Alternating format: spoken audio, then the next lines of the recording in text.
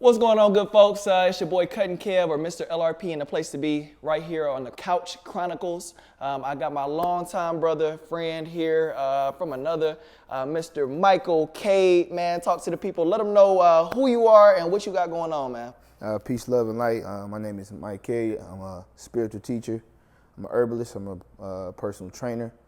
I also am an activist for the community, specifically the black community.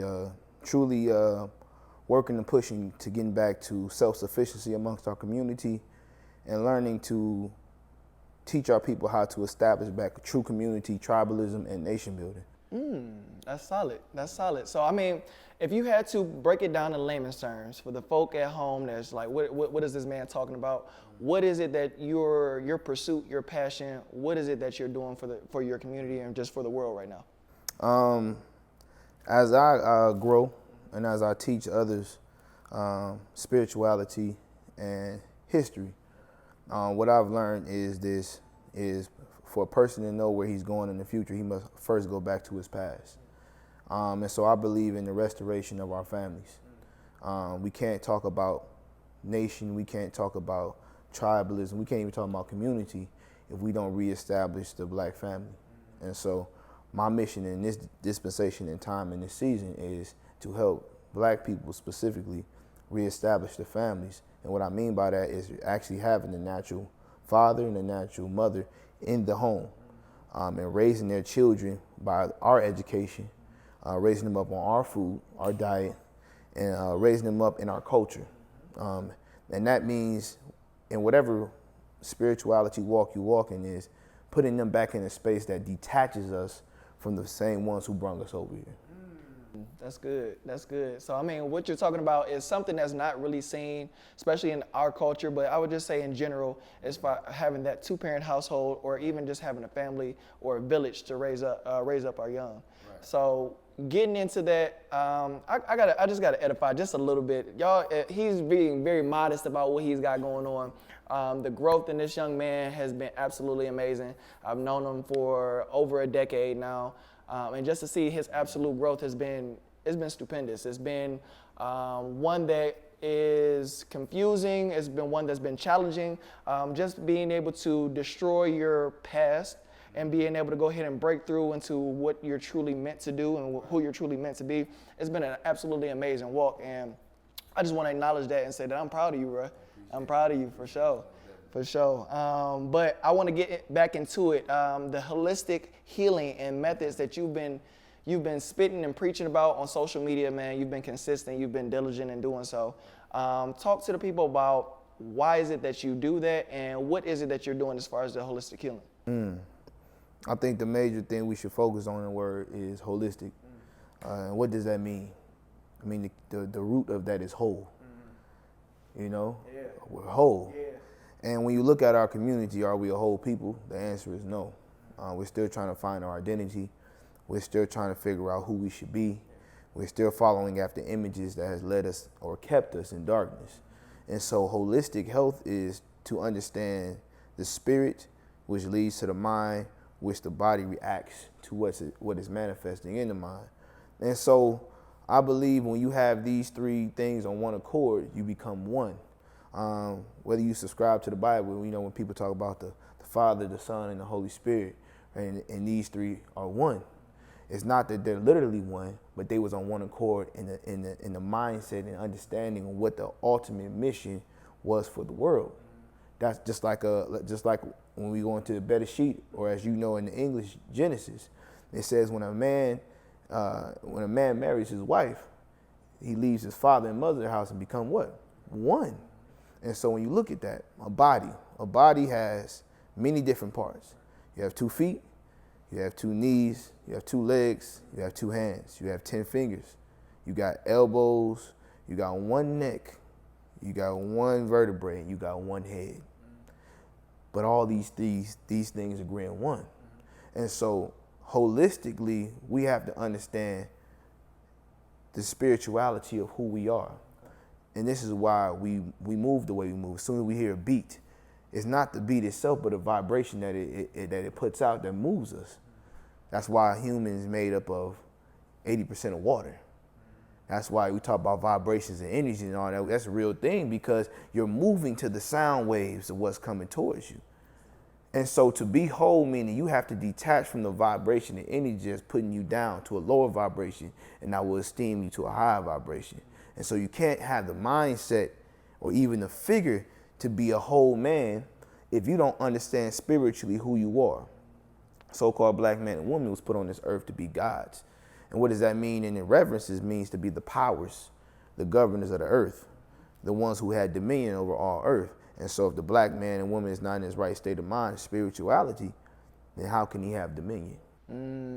That's good. So you talk about this, and I want you to just go into just a little bit of specification when you talk about just the family, just the head, and then just going from the top down. Can you kind of break that down in terms of the household and then the reason why that is and how that incorporates and correlates to life? So I'll ask you this question first. When was the last time the black family was strong? I mean whole and strong. Before slavery? No. It was strong then. Most people were actually pointing Whole back. and strong? Yeah, most people were pointing back to before Planned Parenthood. But it actually was in slavery. That's when we had to depend on each other the most. That's when then the women looked at us for strength. They looked at for guidance, right? That was the last time where we stuck together and we actually could identify on one accord who the enemy was.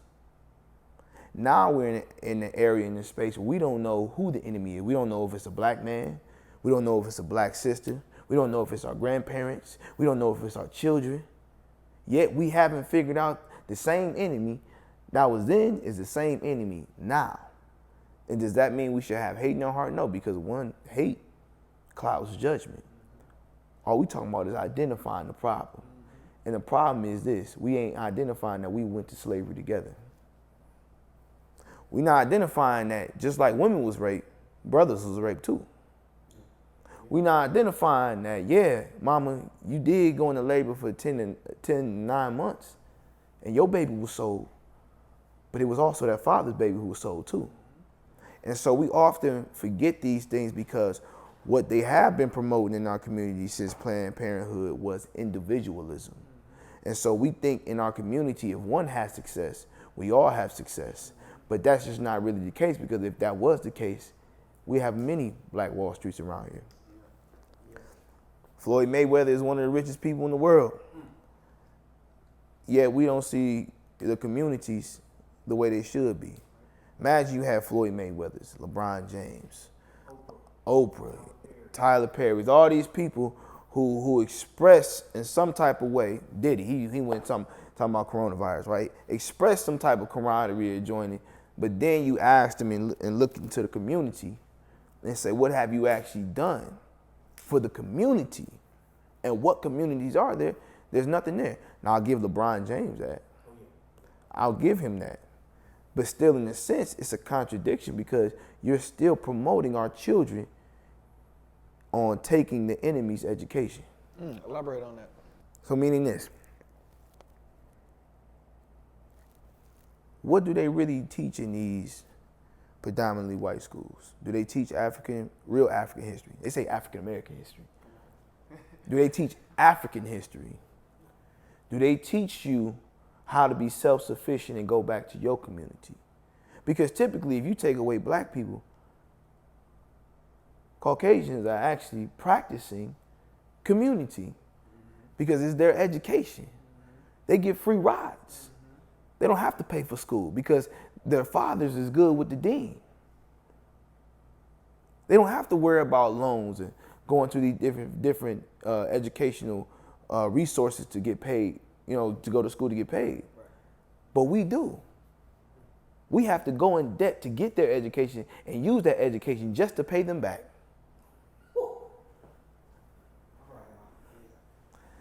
So what are we really doing here? When you look at what we're doing, we can even talk about Black businesses. We all got businesses in here. You have to go to your enemy to get a resource. You want a loan, small business loan, you got to go to him. You want LRP clothing, you have to use his clothing line. And then use his company just to put your label on his company. Ooh, that's good. That's good. That's good. And so the point is not to hate, but getting back to loving thyself. And when I mean self, I don't mean me personally. I mean loving our community, because you look like me and we share the same sorrows. Therefore, we have to share the same success. And so that's what it means to truly be holistic, is to understand that we have to be on one accord together. And we all got different parts of the body.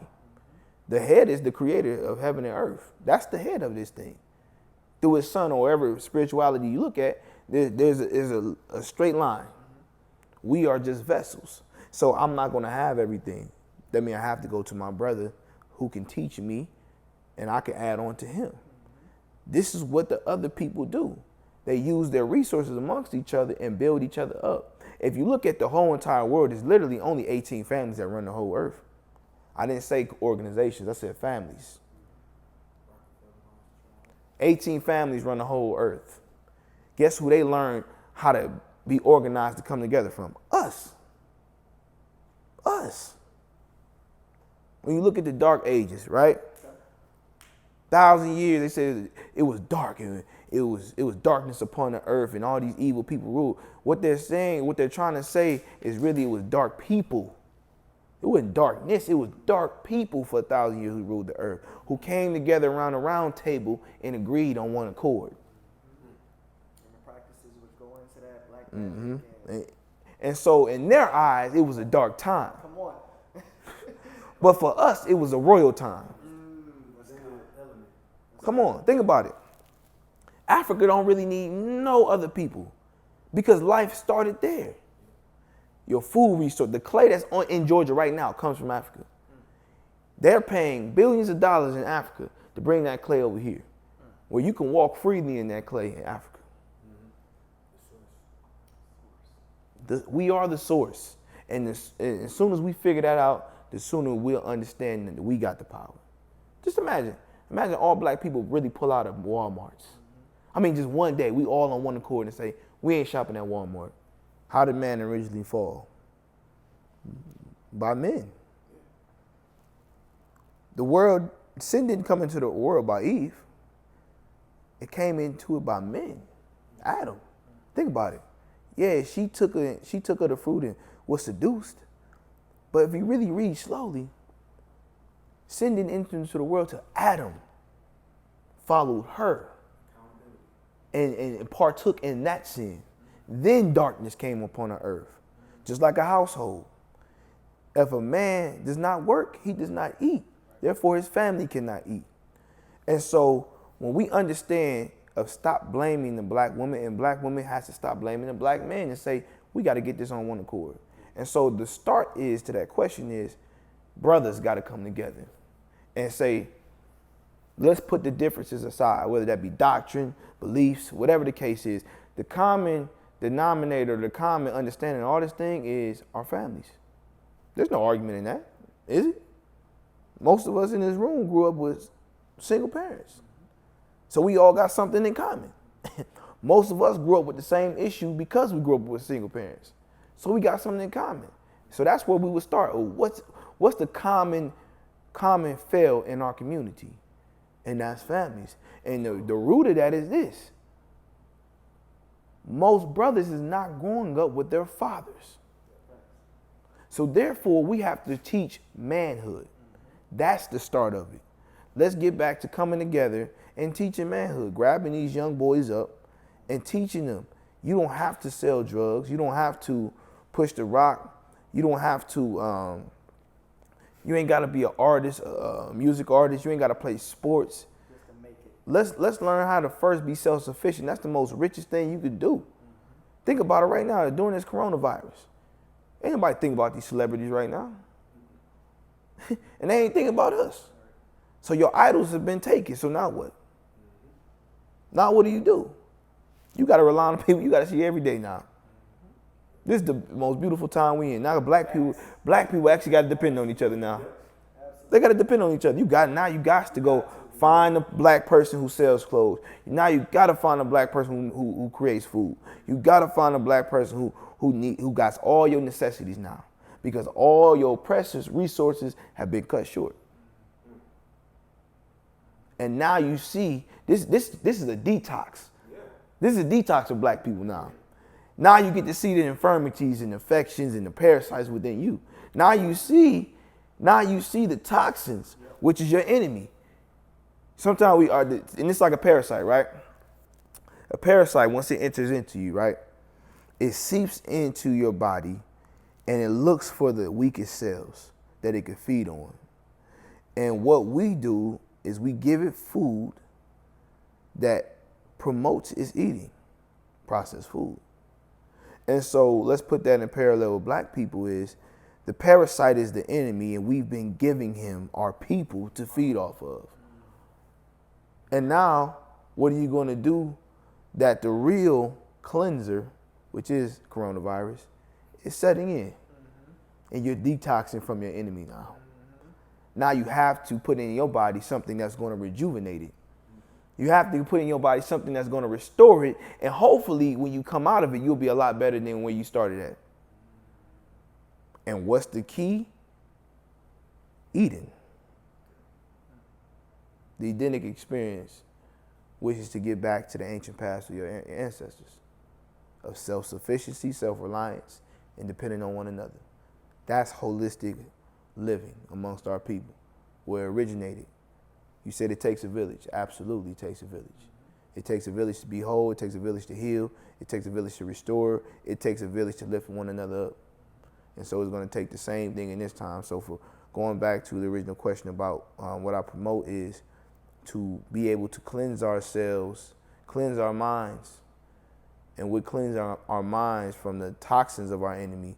We then allow the body to cleanse itself from the enemy. Therefore, now we can start the revitalization or the restoration of our people, which is us. We are the herb. We are literally the herb. We are the original herb. We are the one who cleansed the earth. Therefore, we are the ones who polluted the earth. You know, we no longer blame even if you want to come from the aspect of blaming our enemy, we're in this situation. I totally agree. But where is that going to get us that we keep playing the blame game? It's like a man blaming a woman or why he can't be happy no more. If she ain't in the picture, why are we still talking about it? Why are we still talking about it? I always say this: if you can open your mouth to profess the problem, you then can open your mouth to profess the solution. Easy, simple. You know, the Holy Scriptures say this: so a man thinketh, so is he. Everything starts in the mind. But again, man has to know who's his spiritual resource first before talking about this. I always say you're going to serve two things. You're either going to serve God or you're going to serve devil. There's no in between here. There's no in between. And so if a man, which his first duty was to be a husbandman, that's where the word husband come from. It's an agricultural word, right? So now let's put in the aspect of husband, because we're talking about family, right? Restoration of family. Husband, husbandmen. What's the modern day word for husbandman?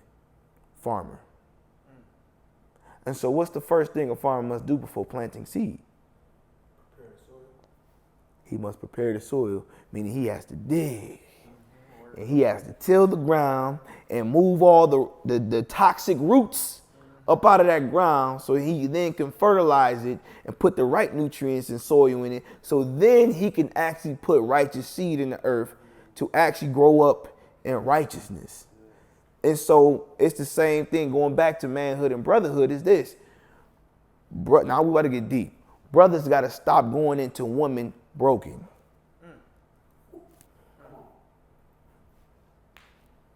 How two broken people gonna fix each other? Women broken too. It's going back to slavery. We both went through slavery. We all going through post-traumatic slave syndrome. And so two broken people can't fix each other. That means it has to be somebody greater than yourself, meaning somebody who's already whole, to show you the path to become whole, so then you can take your woman and make her whole too. Brothers have to stop getting in situations looking for comfort. That's the purpose of how we restore our communities, when brothers actually understand their purpose. Your purpose is not to be under your woman. Your purpose is to establish and prepare a place for her so she can do for you. Ooh, that's good. That's good. That's good. I mean, when you talk about pharmaceutical companies, you talk about the things that are supposed to heal us or supposed to help during this whole time. When I think about pharmacy, P-H-A-R, I think it's spelled pharmacy. F-A-R-M-C, pharmacy. That's originally how it was spelled. Wow. That's where it starts. So let me we get into this whole contradiction as far as Dr. Sebi and being able to cure and, these outrageous miracle cures that come from just changing up your diet. Right. What do you say to those that say that and I've talked to a couple of doctors, nursing students, and they go into the whole science behind it. It's just not physically possible to go ahead and eat right in order to regain or get rid of this. So what do you say, or what's your advice when it comes down to replenishing your life source through what you eat than receiving it from a pill? That's a great question. And I'm glad you brought up the darkness. It's like this. Can a lion tell me how to heal myself? Can it? Can a monkey tell me how to heal myself? Why can't he? Y'all ain't speaking the same language. So how can somebody who doesn't look like me tell me what can fix me? Wow, I hear you. We don't have the same genetic build. Everybody wants to go to the saying of, we all bleed the same. We don't. We don't even have the same blood type. We don't have the same nose structure, nor do we have the same genetic build, nor skull structure. So how are you going to tell me how to heal me? It's going to take somebody who knows me. Just like going back to relationships. Brothers looking for Caucasian women to fill a void. Don't nobody know you better than a black woman. No, ain't nobody going to understand your struggle. Ain't nobody going to be able to actually put that pillow on your back to stand you up when you fall in like no black woman. So the same going when it comes to healing us. Can't nobody outside of us tell us how to heal ourselves. Case in point, we don't even have the same mineral count. We don't even intake the same herbs. They need silver herb to heal them when we take gold. Right. We get fed by natural sunlight. They slowly die. So how is somebody where nature is against them gonna tell us what nature can do for us? You get what I'm saying? If you actually since we're talking about science, if you actually go into the scientific understanding of the sun, the moon, the stars, we literally have some of the same similar mineral and genetics as them. That's why when we go outside, we're getting fed. That's why when we in the sun, we get darker. That's literally vitamin D, zinc, copper, everything going into your skin and feeding you. That's why when you go outside, although you may be feeling hot, but you feel a sense of energy. Come on. So do you think there's a direct correlation in them telling us to lock down, stay inside, and we're starting to get sick, or we're... Absolutely. Fear is the reason we're getting sick. It's the reason we're getting sick. And so when we're not in our natural habitat, or our natural sphere of energy, which is outside, guess what happens? We then start to lose our melanin. If you think about it, we don't get sick like them. The only reason we sick because we followed their diet. The natural man is made up of minerals and herbs and vitamins. Where can you find them things at? In herbs, you can find them in veggies, and you can find them in fruits. If we're supposed to be lively beings, why are we eating dead things? How can death bring you life? It has to make sense. And these are the questions I ask doctors. They try to tell me I should give my son a vaccine for what? Or a vitamin K shot when naturally the black man and woman after 8 days naturally creates vitamin K. What do I need to give him that for? You understand?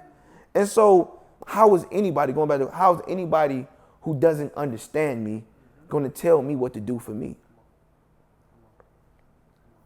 And you talking about pills, it would be no pills without herbs. That's the true pharmaceutical. The true. They talking about vitamins. What does vitamins really mean? Vital minerals. Vital minerals. You see? And so we have to get back to what we're made of. I'm going to ask you a question. What's the strongest animal in the world? Strongest animal in the world. Not the lion. Nope. King of the jungle, supposedly. The strongest animal in the world is a silverback gorilla. What do they eat? They eat veggies and fruits, berries, nuts.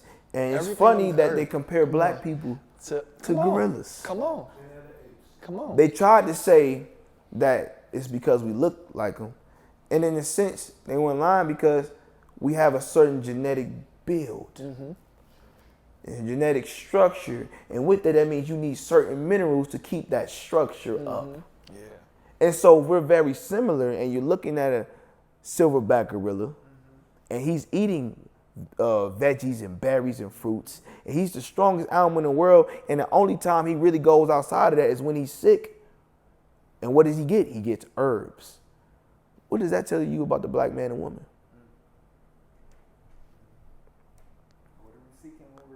And the problem is this.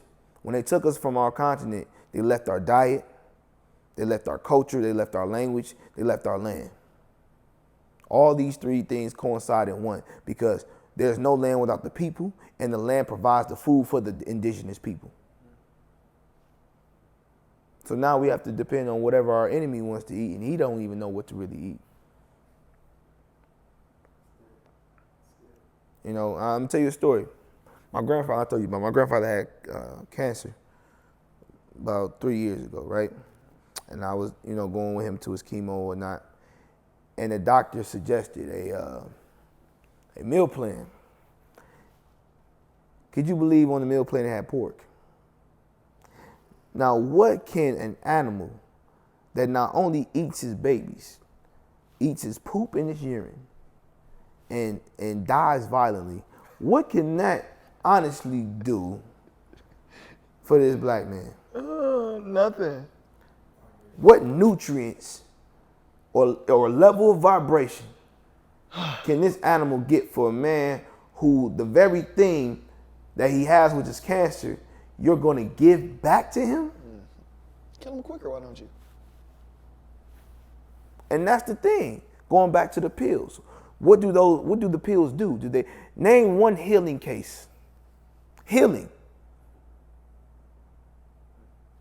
case of doctors from medicine. You won't find too many healing cases. They'll give you, they say cure, or they give you medicine to help with the symptoms. That's why they call it suppressant medicine. They don't say healing medicine, they say suppressant medicine. What does suppressant do? If you suppress something down, you soothing it, and all you're doing is putting it down, making it dormant. Is it still in the body?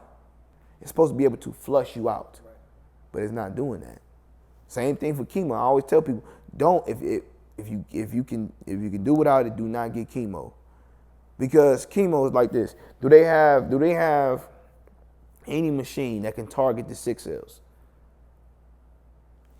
So now what do during the chemo? They putting it over your body, and they may kill off those sick cells, but now guess what else they're killing off? All cells. And now, they may have gotten that problem, but now you got a whole nother problem now. And your body is filled with radiation, unnatural radiation at that. Large amounts. And now you got a whole nother issue, and you coming back in 6 months, and you asking the doctor, what happened? Yeah, I don't feel this in this area, but now what's going on over here? Right. And so we have to understand the pharmaceutical business, the doctors, it's nothing but a business, literally. It's a business. It's a business. It's a business. That's why they killed off Dr. Sebi. Because he actually had healing testimonies. He was actually healing people. Because they told the world that you can't be healed from AIDS. You can't be healed from HIV. They tried to put him in jail in the 90s, brought him to the Supreme Court. He had many cases of people standing up for him. And they had to let him go. Yeah, they messing with business. They messing with business. And that's the thing. They got this this law talking about the rise of the black messiah. Any man who speaks against their systems and is promoting self-sufficiency within their community is a threat to America. It's called the black messiah. The black messiah. The rise of the black messiah. Come on. Man, I feel like we can do this all day. I want to close with this. We talked about the pharmaceutical companies. We talked about farming, being self-sustained, just the lockdown in general. I want you to go into depth really quickly. And any last words that you have for the people during the times that we're in now, because I'm a firm believer that the things that we're going through right now, life is going to look very different here in the next couple months, and life will never be the same. So what words do you have for the people, whether it be physically, mentally, and spiritually, in order for them to be protected through everything that's going on right now? There's a quote in Job 8:8. It says, remember the former days and seek out the ancient paths of your ancestors. I would say in this time, seek out the ancient paths of your ancestors. What did we do before slavery? What did we eat? How did we sustain ourselves before slavery? And I think that will answer all the questions about what we should do in this time. Because anybody who's practicing that now, they're not worried about this coronavirus. Because we've seen it. I mean, we've survived 400 years of slavery. We survived 400 years of oppression, depression, castration, murders. And we think this plague is going to ruin us. But we've survived this. If you understand the story of Moses, 10 plagues hit Egypt, but not one plague hit the Israelites. You know why? Because they was in unison on what we should do. And so I think that's the answer. When we become in unison on protecting ourselves in all things, spiritually, mentally, and physically, we ain't got nothing to worry about. Heard it first. You heard it first. You actually probably have heard this more than one time, but you're hearing it live right now. Major jewels, major knowledge. I appreciate you, brother. I appreciate you. We appreciate you. And that's what we wanted to go ahead and bring from our Couch Chronicles. It's just really just some self-taught healing. We want to go ahead and bring about just the education. You have to do the work. You have to do the work. You have to go ahead and do the research. Don't trust man's word. You need to go and do the work, do the research. So we just want to go ahead and bring about a personal perseverance, personal experience that's really doing the work out here in the world right now. So we'll check in with you later. This is Couch Chronicles, Cut and Kev. See you later. And cut. Hey, hey, hey.